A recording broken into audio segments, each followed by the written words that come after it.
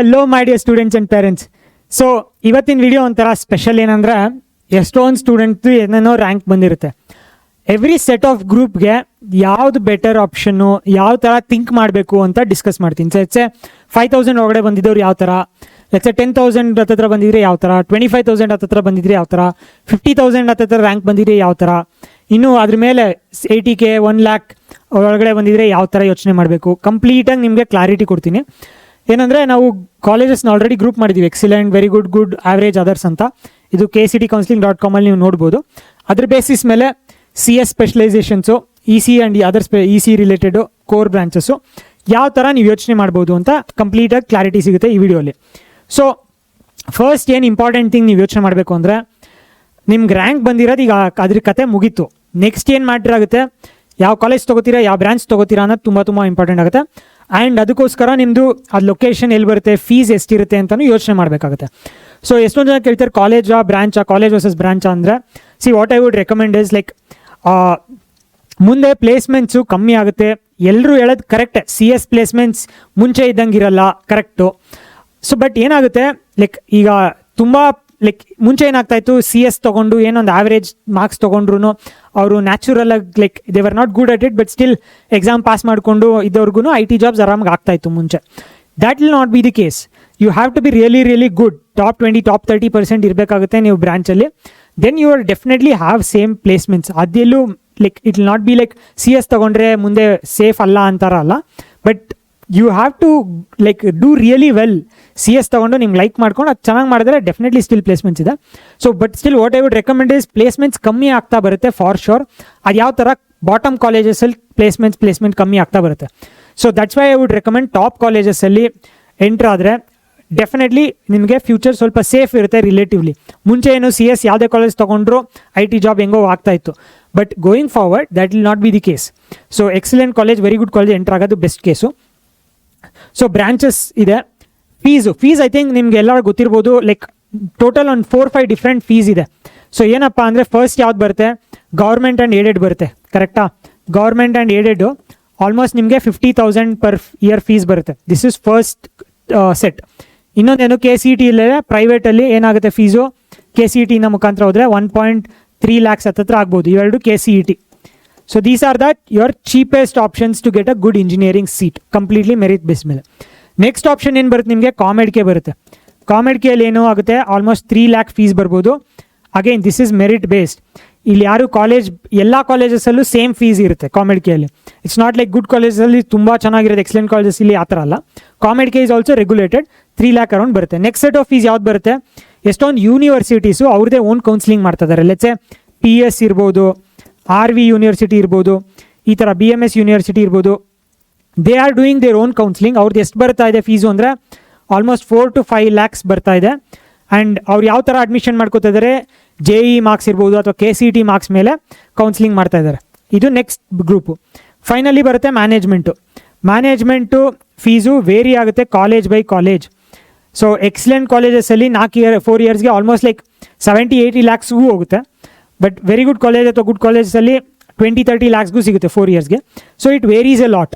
So ನಿಮ್ಗೇನಾದ್ರು management fees related ಜಾಸ್ತಿ information ಬೇಕು, ಕ್ಲಾರಿಟಿ ಬೇಕು ಅಂದರೆ ಕಮೆಂಟ್ ಮಾಡಿ, ನಾವು ರಿಸರ್ಚ್ ಮಾಡ್ತೀವಿ ಯಾವ ಕಾಲೇಜಸಲ್ಲಿ ಎಷ್ಟು ಮ್ಯಾನೇಜ್ಮೆಂಟ್ ಫೀಸು, ಅದು ವರ್ತಾ ಇಲ್ವಾ ಅಂತೆಲ್ಲ.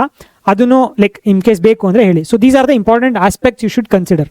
ಸೊ ಇದ್ರ ಬೇಸಿಸ್ ಮೇಲೆ ನೆಕ್ಸ್ಟು ನಾವು ಯಾವ ಗ್ರೂಪಿಗೆ ಏನು ಅಂತ ನೋಡೋಕೆ ಹೋದರೆ, what I would divide is, I think 0 to 5,000 is one group, 5,000 to almost like 10,000 is another group, 10,000 to let's say 25,000 almost is another group, 25,000 ಇಂದ let's say 35,000 ವರೆಗೂ ಇನ್ನೊಂದು ಗ್ರೂಪ್.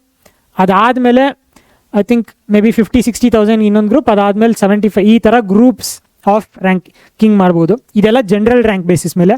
ಬೇರೆ ಕ್ಯಾಟಗರಿ ಇದಲ್ಲ, ಬೇರೆ ಕ್ಯಾಟಗರಿಯಲ್ಲಿ you have to be very careful.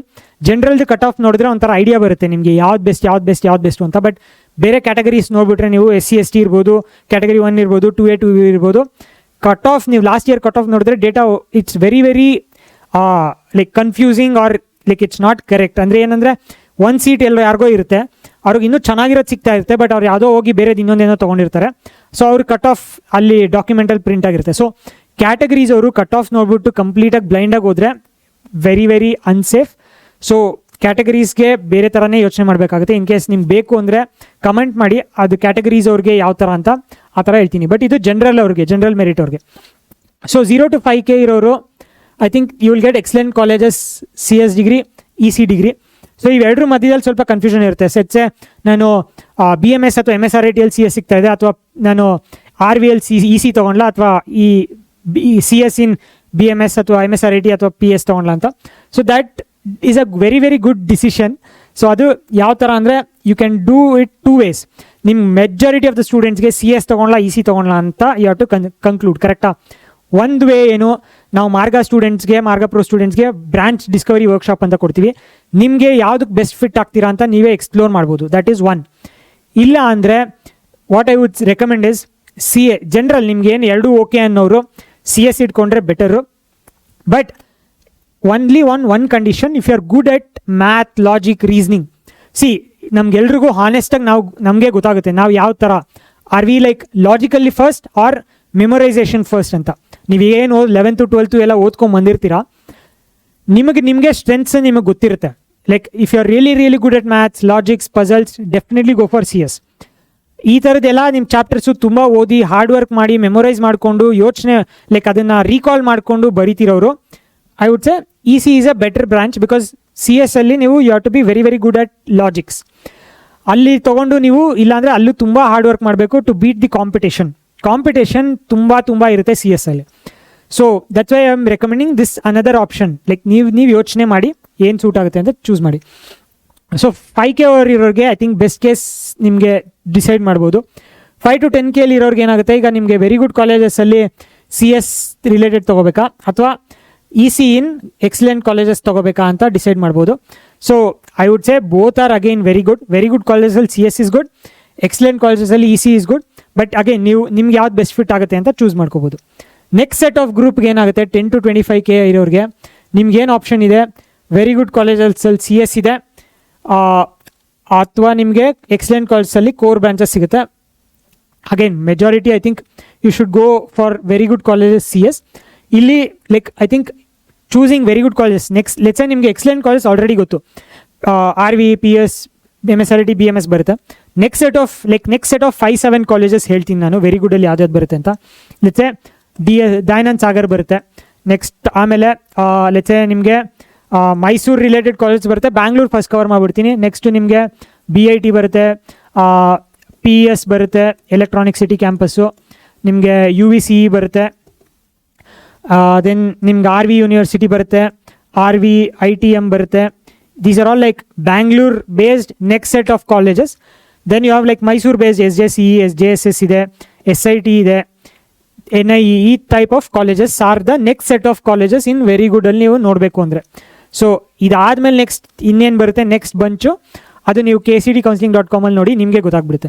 So ಇಲ್ಲಿ very good colleges CS ತೊಗೊಂಡ್ರೆ better than taking EC in same very good colleges.